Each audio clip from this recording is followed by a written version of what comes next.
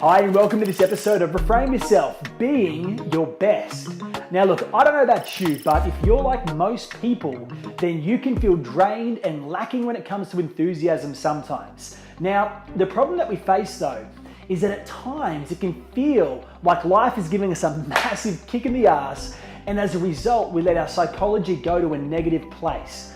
Now, this place where we go to tends to have us behaving like victims and giving up responsibility for our lives. So this episode is about overcoming this and about bringing our best selves to each situation that we face. In the ageless book, Think and Grow Rich, Napoleon Hill carries forward this underlying theme of maintaining a strong, positive mental attitude and also having an attitude of expectancy and determination. Now, this is an important thing because at the end of the day, we are always our own biggest enemies when it comes to achieving our goals and making our dreams come true.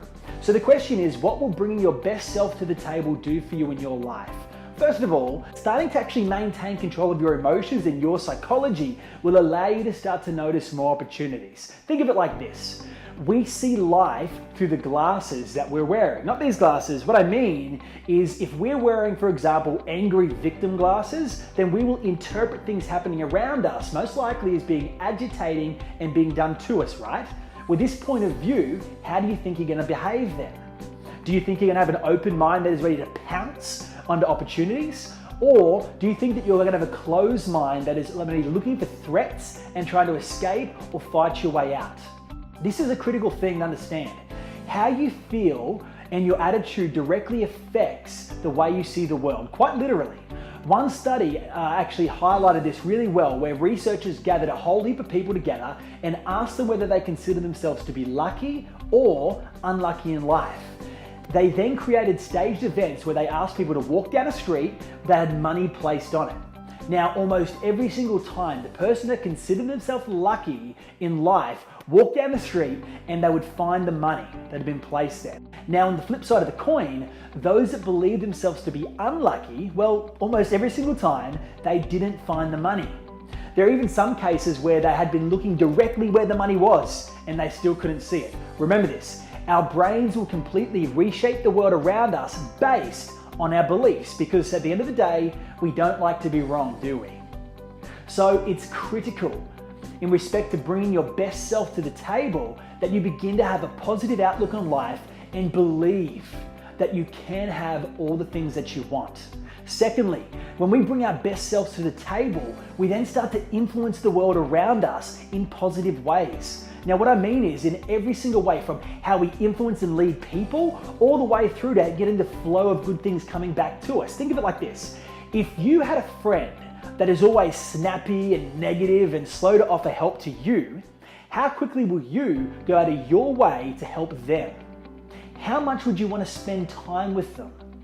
Yet, on the flip side of the coin, if you had a friend that's always upbeat and positive and would help you out if needed, how quickly will you go over and give them a hand and go out of your way to help them? See, it doesn't just stop there. By bringing your best self to the table and being positive and helpful to others, you automatically start to activate the law of attraction and start to bring those things back into your life. Remember, like attracts like. So you'll also begin to notice that more people are wanting to help you with your goals and your dreams just because you've become a better person now. There are many more things that I could add here, but let's take a look at how you bring your best self to the table. Firstly, let's break down what your best self actually means in the masterable sections, right? So, your best self, I believe, is your beliefs, your attitude, the way you hold yourself, and the way you treat others. So let's start with this, your beliefs. All right, so beliefs are super important because they're the filter that we have on life. As the world happens around us, we distort, delete, and generalize based on what our beliefs are. For example, let's take two different beliefs. One being you believe that everything in life happens for me to grow and achieve more versus nothing good comes for free. Two beliefs, right? Now, as things happen in life, the way that we interpret them based on these beliefs will affect the way we behave, right? One's going to let you get the best out of situations, and the other will have you second guessing everything and likely not taking action on opportunities, right? So it's critical to take some time to identify what some of your driving beliefs in life are. So to make this have meaning for you specifically, ask yourself, what do I believe is being true in the context of health, relationships, career, finance? Choose the one that's right for you. Choose an area that you're currently having issues with and uncover what limiting beliefs are present that are likely contributing to you not making progress and getting what you want.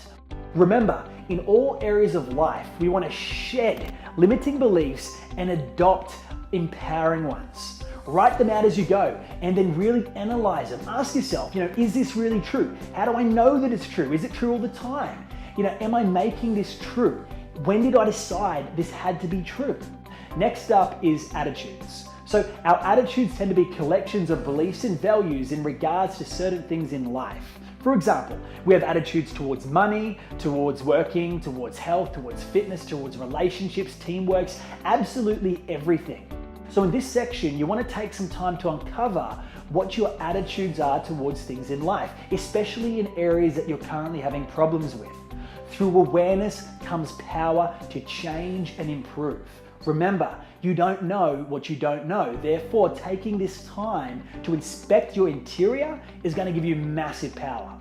Next up is how you hold yourself.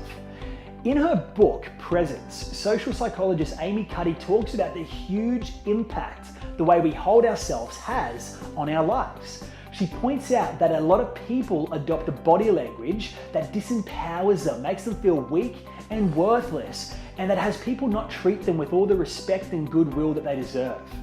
She talks about using a technique called power poses, which in effect has you standing up in a strong fashion, for example, hands on hips, shoulders back, chest expanded, looking up and taking nice strong breaths.